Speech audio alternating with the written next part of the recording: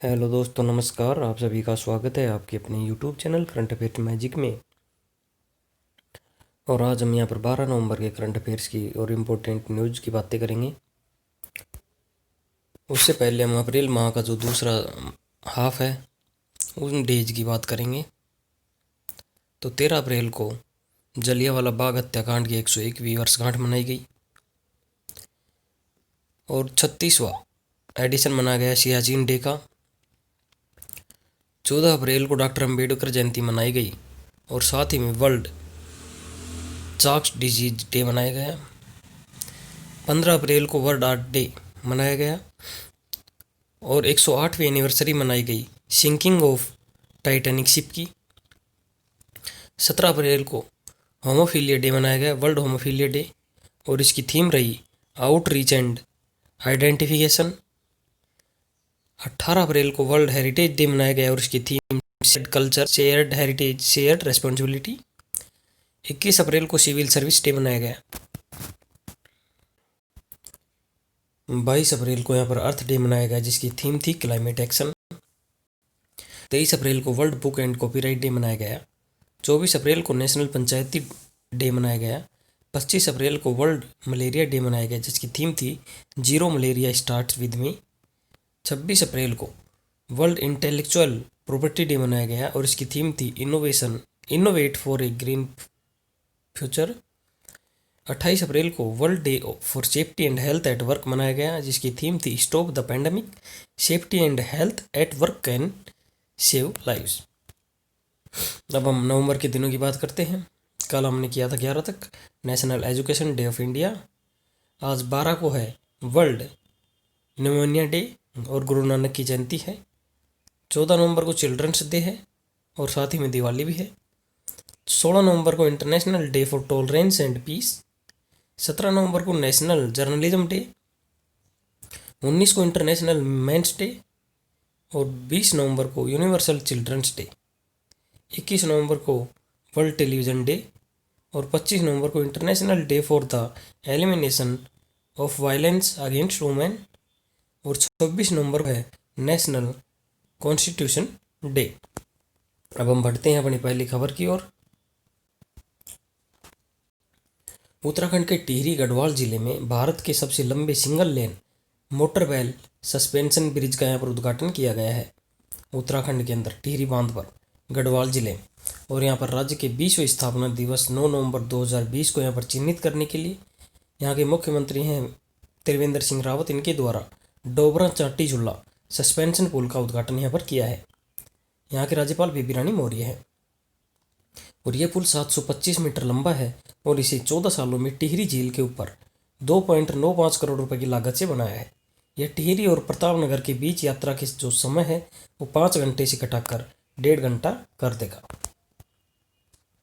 हमारी अगली न्यूज है कि हरदीप सिंह पुरी जो शहरी और ग्रामीण मामलों के मंत्रालय के मंत्री हैं, उन्होंने 13वीं अर्बन मोबिलिटी इंडिया सम्मेलन 2020 का उद्घाटन किया। 13वीं अर्बन मोबिलिटी इंडिया सम्मेलन का इन्होंने उद्घाटन किया और यह सम्मेलन शहरी गतिशीलता के उभरते रुझान के विषय वीडियो सम्मेलन के माध्यम से आयोजित किया गया था। हमारी अगली खबर है कि दिल्ली के पूर्व मुख्य सचिव MM कुट्टी, इनको राष्ट्रीय राजधानी क्षेत्र और उसके आसपास के क्षेत्रों के commission for air quality management यानी CAQM का अध्यक्ष नियुक्त कर दिया गया है। CAQM का जो गठन है वो 28 अक्टूबर को कई प्रदूषण निगरानी निकायों को भंग करने के बाद में किया गया, जिसमें प्रमुख रूप से 22 वर्षीय पुराने पर्यावरण प्रदूषण निवारण और नियंत्रण प्राधिकरण शामिल है। हमारी अगली खबर है कि RBI अपनी मल्टीमीडिया अभियान RBI कहता है के प्रभाव का आकलन करेगा। RBI कहता है केंद्रीय बैंक के द्वारा सभी मास मीडिया का उपयोग करके शुरू किया गया है पहला 360 डिग्री अभियान था, जिसमें टेलीविज़न, रेडियो, समाचार पत्र, hoardings, web banner, gift, social media और SMS जैसे मीडिया प्लेटफॉर्म शामिल किए गए थे। RBI के जो गवर्नर शक्तिकांत दास हैं और यहाँ के डिप्टी गवर्नर हैं BP कानूनगो MK जैन, MD पात्रा और राजेश्वर राव। RBI का हेडक्वार्टर मुंबई महाराष्ट्र में स्थित है। हमारा अगली खबर है कि मुंबई इंडियंस ने ड्रीम 11 इंडियन प्रीमियर लीग यानी IPL 2020 के फाइनल में दिल्ली कैपिटल को हराकर IPL 2020 सीजन अपने नाम कर लिया है। यानी मुंबई जीता है, मुंबई इंडियंस, और दिल्ली कैपिटल्स यहाँ पर हार गया है। यहाँ पर रोहित शर्मा को आईपीएल 2020 के फाइनल में game changer of the match चुना गया। ट्रेंट बोल्ट ने आईपीएल 2020 के फाइनल में प्लेयर ऑफ द मैच खिताब अपने नाम किया। किंग्स 11 पंजाब की कप्तान केएल राहुल ने ऑरेंज कैप हासिल की। Game changer of the season KL Rahul रहे। दिल्ली कैपिटल के जो कगिसो रबाडा थे, इन्होंने पर्पल कैप जीता। और सीजन के उभरते खिलाड़ी देवदत्त पडिक्कल रहे, जो आरसीबी में थे। और राजस्थान रॉयल के तेज गेंदबाज जोफ्रा आर्चर ने मोस्ट वैल्यूएबल प्लेयर का खिताब हासिल किया है। हमारा अगली खबर है कि हर साल 11 नवंबर को देश भर में राष्ट्रीय शिक्षा दिवस नेशनल एजुकेशन डे मनाता है। और यह दिन स्वतंत्र भारत के पहले जो शिक्षा मंत्री थे मौलाना अबुल कलाम आज़ाद, उनकी जयंती के उपलक्ष्य में मनाया जाता है। वे 1947 से 1958 तक स्वतंत्र भारत के पहले शिक्षा मंत्री थे। उनके मरणोपरांत 1992 में भारत के सर्वोच्च नागरिक सम्मान भारत रत्न से इनको सम्मानित भी किया गया था। हमारी अगली खबर कि अमेरिकी टेलीविजन संपादक, लेखक और निर्माता केन स्पेयर्स जो लोकप्रिय एनिमेटेड सीरीज स्कूबी डू के सह निर्माता भी थे, इनका निधन हो गया है। और वह दिव्यांग जो रूबी की television animation production company Ruby Spears production के सह संस्थापक भी थे। और स्पेयर्स और रूबी ने साथ मिलकर यहाँ का Scooby Doo, Dynomutt, Dog Wonder and Jabberjaw जैसे कई अन्य कार्यक्रम भी उन्होंने यहाँ पर बनाए थे। जो रूबी का हाल ही में 26 अगस्त 2020 को निधन हो गया था, यानी दोनों का निधन हो गया है। हमारी अगली खबर है कि विप्रो लिमिटेड के जो सह संस्थापक हैं अजीम प्रेमजी, विप्रो लिमिटेड के सह संस्थापक और अध्यक्ष हैं अजीम प्रेमजी, इन्होंने इडेलगिव हुरून इंडिया फिलांथ्रोपी लिस्ट यानी परोपकार लिस्ट जो आई है 2020, उसके अंदर शीर्ष स्थान इन्होंने हासिल किया है। और अप्रैल 2019 से मार्च 2020 के दौरान इन्होंने परोपकारी कार्यों के लिए 7,904 करोड़ रुपए का सबसे अधिक इन्होंने योगदान दिया है। इसके बाद में HCL टेक्नोलॉजी के संस्थापक और अध्यक्ष शिव नदार, वो सूची में दूसरे नंबर पर रहे हैं 795 करोड़ रुपए के साथ। और उन्होंने 2019 में इस सूची में शीर्ष स्थान हासिल किया था। अब भारत के जो सबसे अमीर व्यक्ति हैं और रिलायंस इंडस्ट्रीज के अध्यक्ष अंबानी, ये तीसरे नंबर पर रहे हैं। इन्होंने 458 करोड़ रुपए यहाँ पर अनुदान किया है। और इस सूची के अंदर 7 महिलाओं को भी जगह मिली है, जिसमें रोहिणी नीलेकणी जो 47 करोड़ रुपयों का दान दिया, भारत की सबसे उदार महिला थी।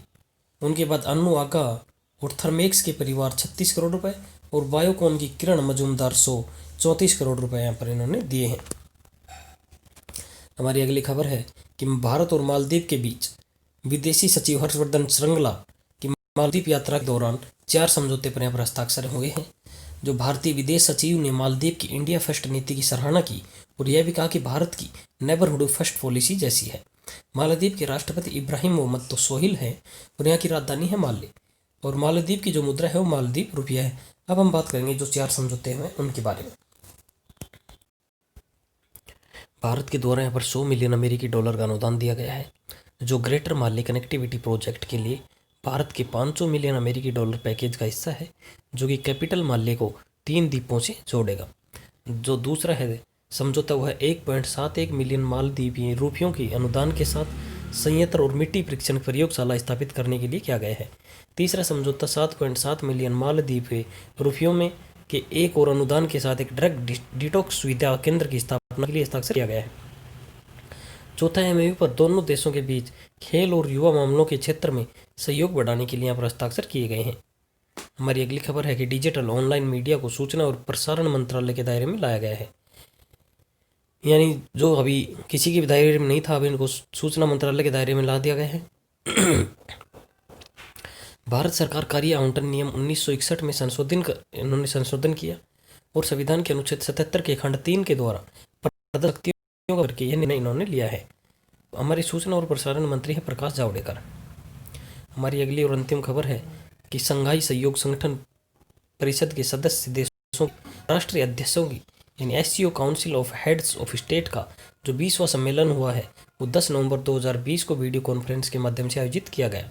और इस बैठक की जो अध्यक्षता है वो रूस के राष्ट्रपति व्लादिमीर पुतिन ने की है, और यहाँ भारत का जो प्रतिनिधित्व है प्रधानमंत्री नरेंद्र मोदी ने किया है। तो धन्यवाद दोस्तों, आज के लिए इतने ही। मिलते हैं नए वीडियो में नई अपडेट के साथ। तब तक पढ़ते रहिए, बढ़ते रहिए और आपके अपने YouTube channel current affairs magic को सब्सक्राइब करना ना भूलें। धन्यवाद।